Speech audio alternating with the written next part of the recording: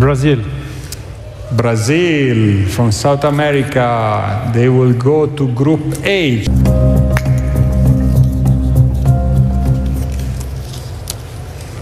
Honduras. Indonesia. Indonesia, the host of the last edition of the Under-17 FIFA World Cup 2 years ago, and Indonesia will go with Brazil and Honduras.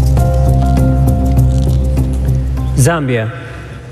Agradecer ao povo da Indonésia da forma como nos recebeu desde a nossa chegada no aeroporto. Auto gemparkan Asia Dunia. Pernyataan sangat mengejutkan pelatih Brazil usai hasil drawing Piala Dunia U17 2025 yang satu grup dengan timnas Indonesia. Pelatih Persik Divaldo Alves, doakan Mirza Firjatullah temukan permainan terbaik saat bela timnas Indonesia U17 di Piala Dunia U17 Qatar. Begini ungkapnya. Tonton terus video ini sampai habis, dan berikut penjelasan lengkapnya.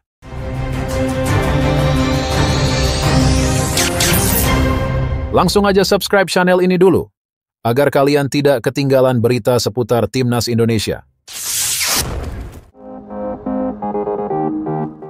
Auto gemparkan Asia Dunia.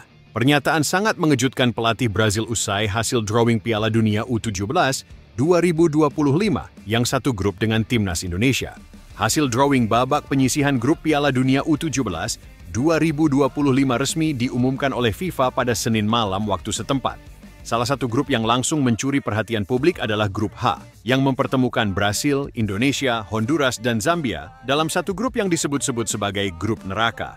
Pelatih timnas Brasil U17, Felipe Leal, tidak bisa menyembunyikan rasa antusiasme sekaligus kewaspadaannya setelah melihat hasil undian.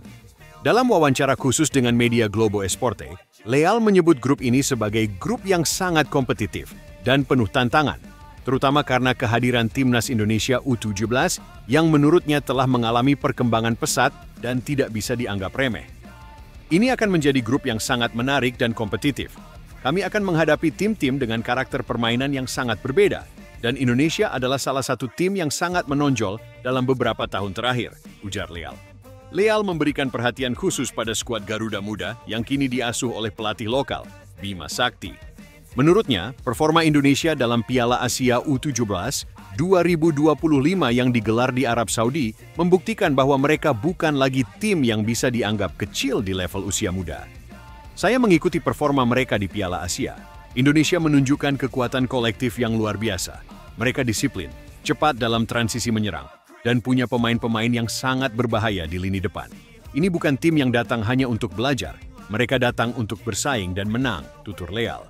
Pelatih berusia 44 tahun itu juga menyoroti gaya bermain Indonesia yang disebutnya mengerikan, karena intensitas tinggi dan keberanian mereka dalam duel 1 lawan 1. Dunia sepak bola telah berubah. Tim-tim seperti Indonesia kini punya akademi yang berkembang pesat dan talenta-talenta besar. Kami tidak akan masuk ke lapangan dengan pikiran bahwa kami pasti menang hanya karena kami berhasil, tegasnya. Ia menambahkan, kami perlu disiplin, fokus, dan tidak boleh lengah. Tim yang menganggap remeh lawan akan terkejut, dan saya tidak ingin berhasil menjadi tim yang dikejutkan. Pertandingan melawan Indonesia akan menjadi ujian sesungguhnya bagi kami. Ini akan jadi awal yang penting, dan kami harus memulai dengan langkah yang benar, kata Leal menutup pernyataannya. Di sisi lain, dua pemain timnas Indonesia berhasil menutup musim 2024 sampai 2025 dengan meraih juara di Eropa. Nama pertama adalah Dean James. Dean James berhasil meraih gelar juara bersama klubnya, yakni Go Ahead Eagles. Sebagai informasi, Go Ahead Eagles merupakan tim yang kini bermain di Belanda.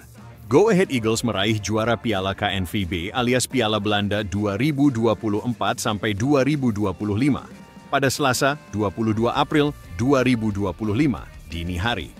Go Ahead Eagles mengangkat piala setelah mengalahkan AZ Alkmaar pada partai final yang digelar di Feyenoord Stadium, Belanda. Tepatnya Go Ahead Eagles menumbangkan AZ Alkmaar melalui adu penalti dengan skor 4-2, 1-1. Nama kedua yang berhasil mengangkat piala di Eropa adalah Kevin Dix. Kevin Dix berhasil mengantarkan FC Copenhagen menjadi juara Liga Denmark 2024 sampai 2025 pada Minggu, 25 Mei 2025. Malam. Dalam laga seri terakhir play-off Liga Denmark yang berlangsung di Stadion Parken, Copenhagen menghajar tamunya yakni Nordsjælland dengan skor 3-0. Kevin Dix mencetak 1 gol pada laga ini. Copenhagen menjadi juara usai meraih 63 poin dari 32 laga. Poin tersebut hanya terpaut 1 angka saja dari Midtjylland yang menjadi saingan terdekat. Sementara itu, kabar buruk datang dari Tom Hay dan Jay Idzes. Keduanya gagal membantu timnya selamat dari ancaman degradasi. Klub Tom Hay, yakni Almere, harus keluar sebagai juru kunci Eredivisie musim 2024-2025.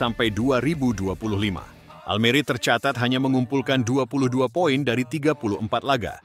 Tom Hay sendiri tampil sebanyak 29 kali musim ini.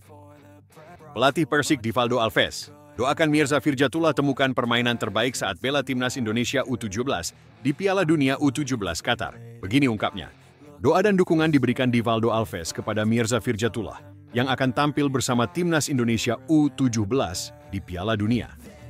U17 Qatar dijadwalkan tim asuhan Nova Arianto itu akan bersaing dengan 48 negara di Piala Dunia U17 Qatar pada 3-27 November 2025. Saat ini semua pemain diliburkan dan dikembalikan ke klub masing-masing. 2 penggawa timnas Indonesia U17 beruntung dapat debut di BRI Liga 1 2024-2025. Zahabi Goli turun di laga tandang Persija kontra PSS.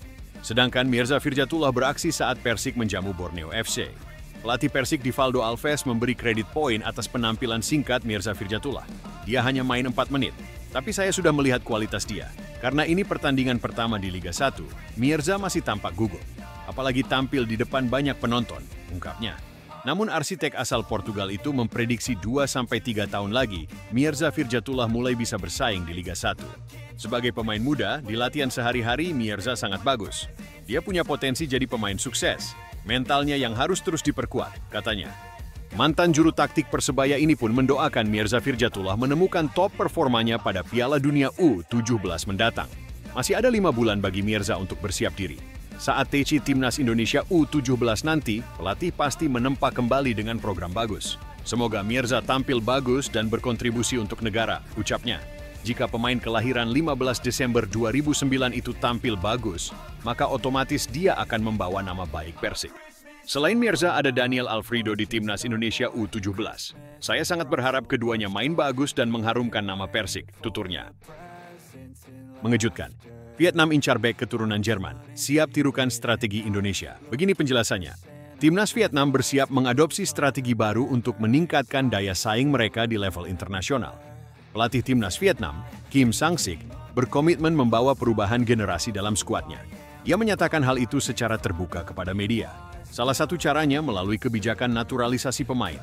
Dalam wawancara dengan media Korea Selatan baru-baru ini, Kim menyoroti pentingnya mengejar tren global dalam sepak bola modern.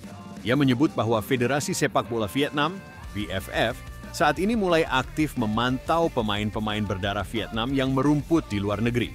Pelatih Vietnam tengah mengincar Kenneth Schmidt secara serius. Bek tengah berusia 22 tahun itu kini memperkuat Hannover 96-2. Ia bermain di kompetisi kasta kedua Liga Jerman. Schmidt memiliki tinggi badan 1,89 meter. Ia kuat dalam duel udara. Ia juga piawai mendistribusikan bola dari lini belakang. Menurut situs Transfermarkt, nilai pasar Schmidt saat ini berada di angka 1,2 juta euro. Ibunya disebut-sebut memiliki darah Vietnam. Hal itu membuat Schmidt berpotensi memenuhi syarat membela tim nasional. Ia pun masuk radar naturalisasi timnas Vietnam. Sejak saya ditunjuk sebagai pelatih kepala timnas Vietnam pada Mei tahun lalu, saya menonton banyak pertandingan untuk mencari pemain-pemain baru. Saya berusaha mengenali setiap potensi, termasuk mereka yang memiliki darah Vietnam di luar negeri, ujar Kim Sang-sik dalam wawancara tersebut beberapa waktu lalu. Kim Sang-sik menegaskan bahwa naturalisasi bukan solusi instan. Ia menganggapnya bagian dari proses regenerasi tim. Langkah ini juga ia rancang untuk pembangunan jangka panjang sepak bola Vietnam. Kim bahkan menyebut kebijakan ini sebagai hal yang tak terelakkan jika Vietnam ingin bersaing dengan negara-negara kuat Asia lainnya. Kita membutuhkan perubahan generasi. Untuk itu kami akan aktif mencari pemain naturalisasi dan yang memiliki kewarganegaraan ganda. Ini sudah menjadi tren di Asia dan dunia, tambahnya. Vietnam mulai mengikuti jejak negara Asia Tenggara lain seperti Indonesia. Mereka menempuh jalur naturalisasi untuk membangun tim nasional yang lebih kompetitif. Langkah ini menandai perubahan strategi. dalam pengembangan sepak bola mereka. Kini, publik Vietnam menunggu langkah konkret dari federasi. Apakah Kenneth Schmidt benar-benar akan digaet? Jika ya, ini bisa menjadi titik balik penting dalam perjalanan sepak bola Vietnam menuju level yang lebih tinggi.